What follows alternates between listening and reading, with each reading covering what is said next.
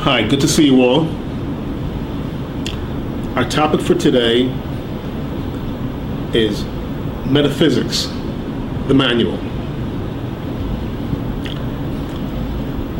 First of all, what is metaphysics? Metaphysics basically means beyond physics. But what does that mean? Metaphysics deals with basic gut questions. Where do we come from? Who are we? Where are we headed? Different players get more and more fancy, more and more sophisticated, supposedly, but it all vectors back to these basic gut questions. As well, is there a God? What does that mean? If there's a God, why is it gross evil? So the whole God layer is another layer onto metaphysics. Not everyone accepts there is, so to speak, a supernatural transcendent force. So those metaphysicians do not have to deal with that issue. I deal with both layers of the issue.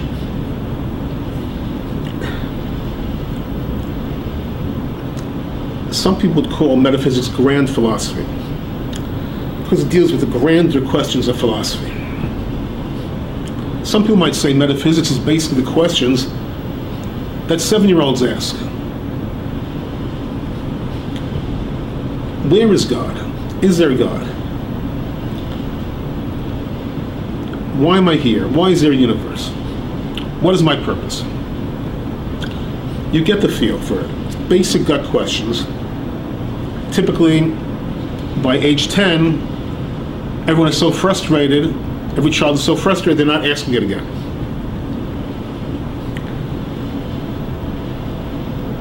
Like many of you, I asked the questions when I was younger, and in my journey on life, I kept a keen eye on the various answers, as many of you have.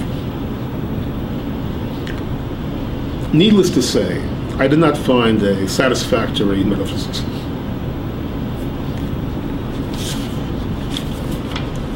What makes good metaphysics?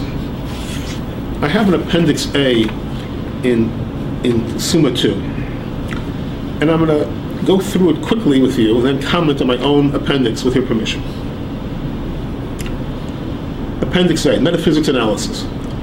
One can never prove a metaphysics by definition, because one would have to stand outside the entire cosmos to view it all.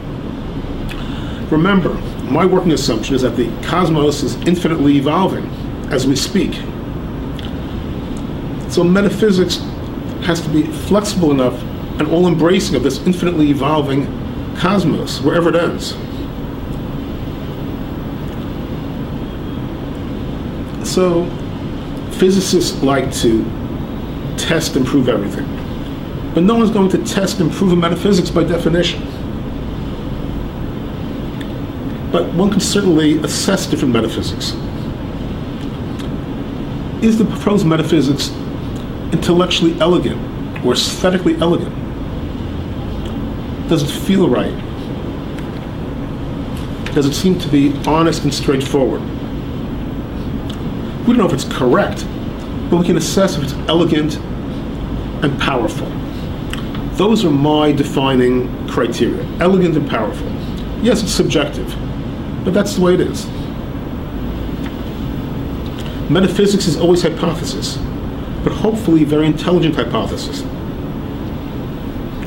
So while we cannot necessarily prove a metaphysics, we can bounce it off of various facts or factoids.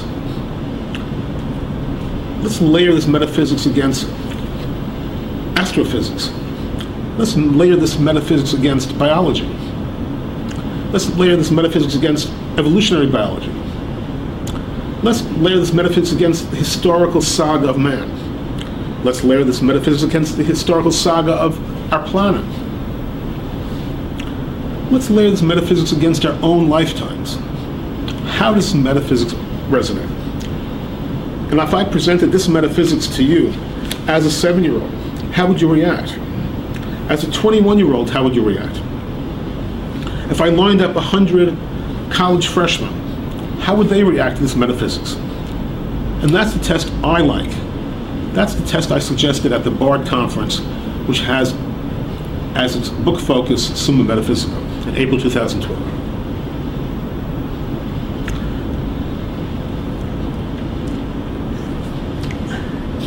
One can indeed assess different metaphysics propositions with the same set of questions. I mean, metaphysics A, B, C, D. Let's pose the same questions to each of them. Is the metaphysics overarching? Meaning, does it work start to finish? Eternal origins to eternal destiny. Does it cover those bases? Does it handle the key questions in philosophy? In fancy philosophical terms, these might range from cosmology/cosmogony, which means eternal origins. It might handle theogony, the eternal origins of divine, if there is a divine.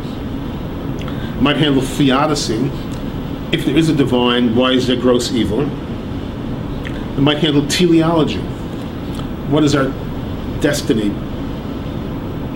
And it might also handle important questions in the present. What is our purpose? What is life? What is consciousness? Then we must always ask this key question, which is rarely asked. Does the metaphysics have a major gap, or does it have a fatal flaw? I would surmise that hitherto people have been afraid to ask that question, respectfully, because all the prime metaphysics had either a big gap or a fatal flaw. This is a presumptuous statement to make, but that's my opinion.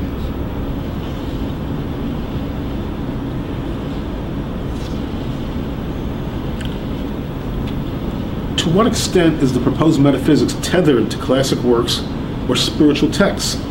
In the best case, we would like some tethering. We prefer not to be totally divorced from all the major existing literature. Meaning, we don't necessarily need anchored, but we wouldn't mind it tethered. Just as a stationary blimp is tethered to the earth, but not anchored to the earth. Meaning, connected, but not necessarily too strongly. Does the core metaphysics resonate within us?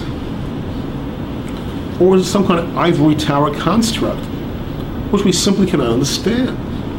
We're told we should understand it by reading the 10 books by the famous, illustrious Oxford Don, but we have no clue what it's really saying. And it might be true that Oxford Don's comrades are slapping him on the back, but why is that happening? Does his getting the slaps on the back really mean that it's powerful and elegant?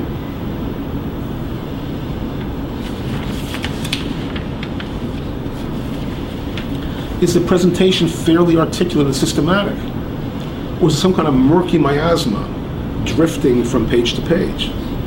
Paragraph, volume to volume. Are the theories, however allegedly profound,